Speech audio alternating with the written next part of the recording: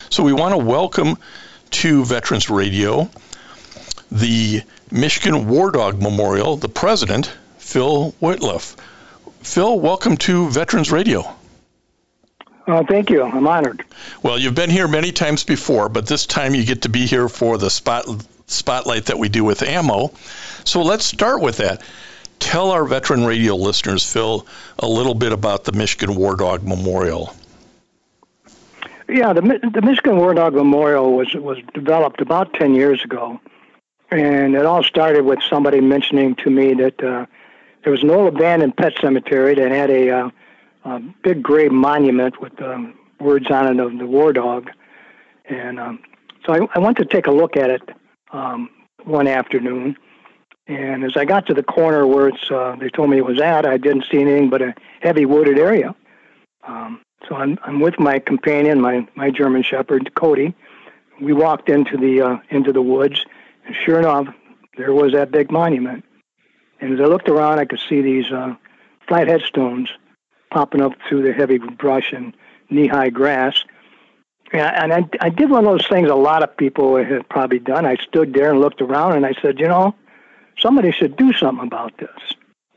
Famous last words. Yeah. So we left, and I got home, and I had recently retired.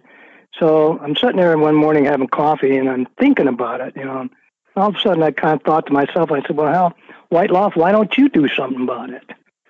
So I gathered up a lot of my veteran buddies and some canine supporters, and I said, let's go out there and start cleaning that place up.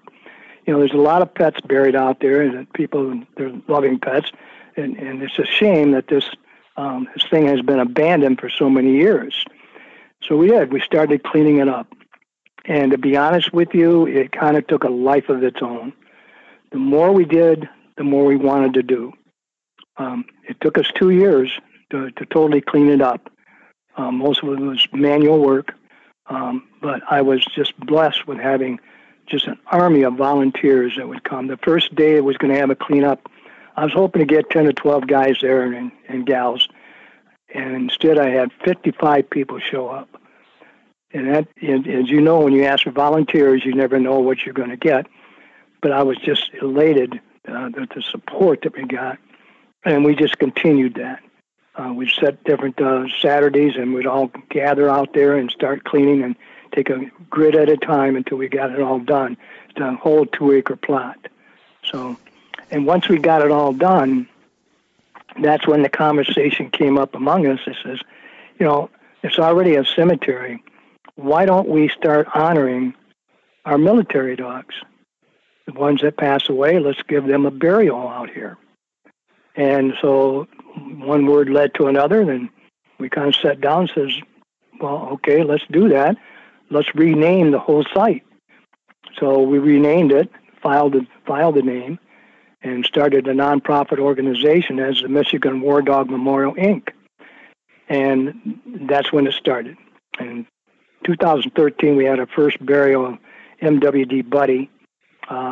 He was actually with the Homeland Security at the airport. And that was our first burial. And since then, we have in turn 45 canine heroes out there. So that's the kind of way it started. Like what you heard? Listen to this full episode and more on the Apple Podcasts app, Blog Talk Radio, Google Podcasts, or iHeartRadio. And now streaming on Amazon Music, Audible, and Spotify.